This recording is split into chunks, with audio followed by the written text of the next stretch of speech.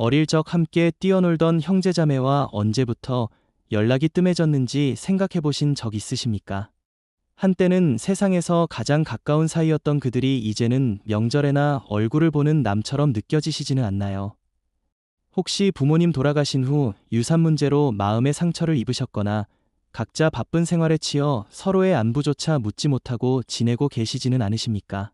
많은 중년층이 이런 현실을 마주하며 씁쓸해합니다.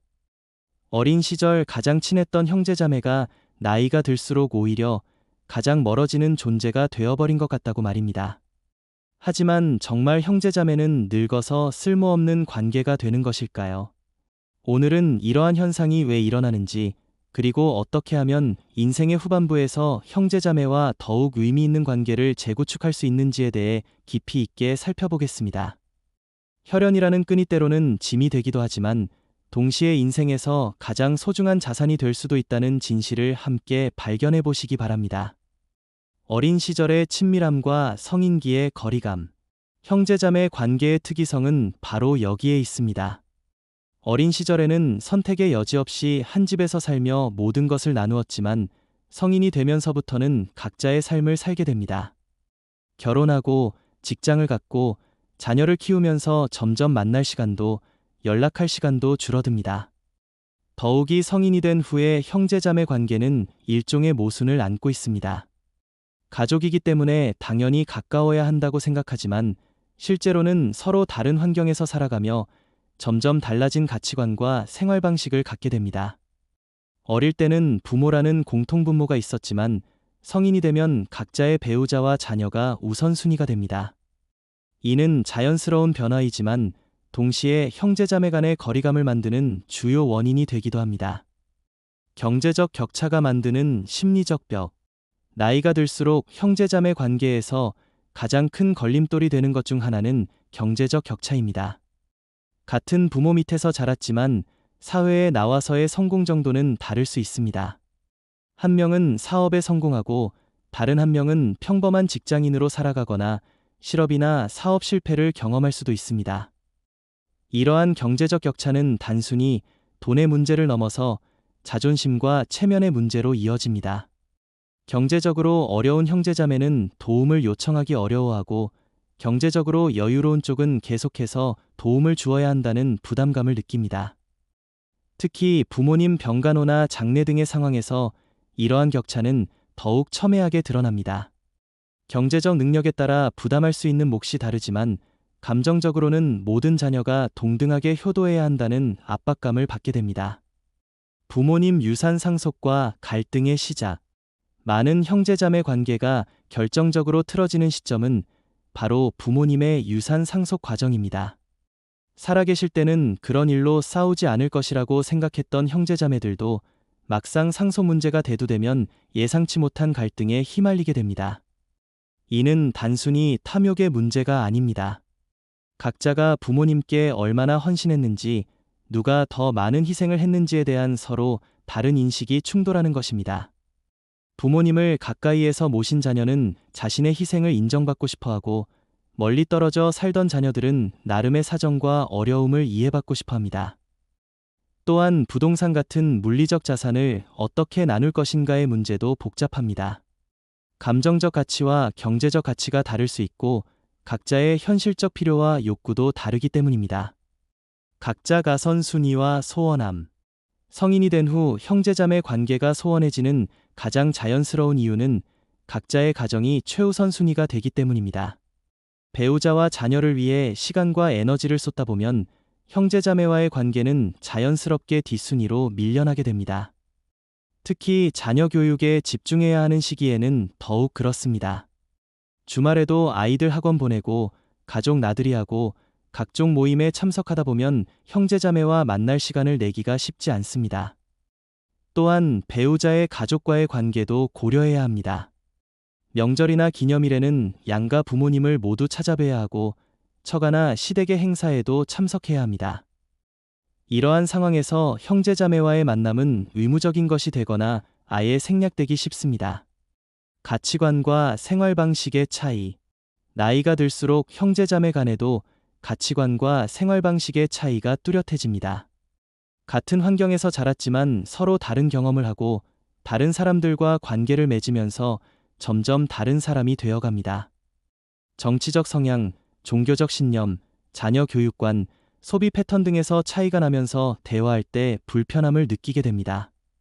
어릴 때는 그런 것들이 중요하지 않았지만 성인이 되면서 이러한 가치관의 차이가 관계에 영향을 미치게 됩니다. 특히 자녀 교육과 관련해서는 더욱 민감해집니다. 한 명은 사교육에 열성적이고 다른 한 명은 공교육을 중시한다면 서로의 교육 방식을 이해하지 못하고 비판적으로 보게 될 수 있습니다. 오해와 소통 부족의 누적. 형제자매 관계에서 가장 안타까운 것은 작은 오해들이 쌓여서 큰 갈등으로 번지는 경우입니다. 가족이라는 편안함 때문에 오히려 섣불리 판단하고 충분히 설명하지 않고 당연히 이해해 줄 것이라고 기대하게 됩니다. 예를 들어 한 명이 다른 한 명의 도움 요청을 거절했을 때 거절당한 쪽은 혈육도 믿을 수 없다고 실망하지만 거절한 쪽은 나름의 어려운 사정이 있었을 수 있습니다. 하지만 서로 자세한 설명을 하지 않고 넘어가다 보면 오해가 쌓이게 됩니다. 또한 연락이 뜸해지는 것도 마찬가지입니다. 바빠서 연락을 못했는데 상대방은 관심이 없나 보다고 생각하고 그렇게 서로 서운해하면서 점점 멀어지게 됩니다. 중간 역할의 부모님 부재. 어릴 때 형제자매 간의 갈등을 중재해주던 부모님이 연로해지시거나 돌아가시면서 형제자매 관계는 새로운 국면을 맞게 됩니다. 더 이상 중간에서 조율해주는 분이 없기 때문에 직접 소통해야 하는데 이미 소원해진 관계에서는 이것이 쉽지 않습니다. 부모님이 살아계실 때는 부모님 집에서 자연스럽게 만날 기회가 있었지만 부모님이 돌아가신 후에는 의도적으로 연락하고 만나지 않으면 관계가 유지되지 않습니다. 또한 부모님의 보호와 사랑을 받기 위해 경쟁했던 어린 시절의 기억이 성인이 되어서도 영향을 미칠 수 있습니다.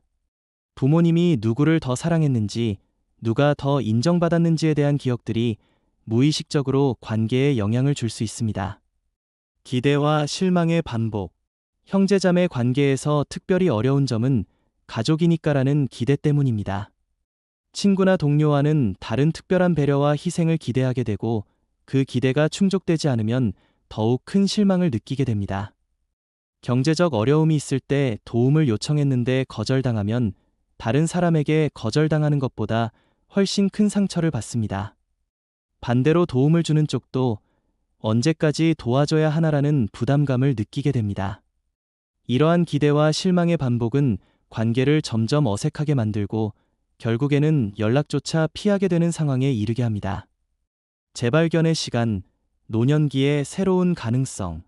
하지만 형제자매 관계가 영영 회복될 수 없는 것은 아닙니다.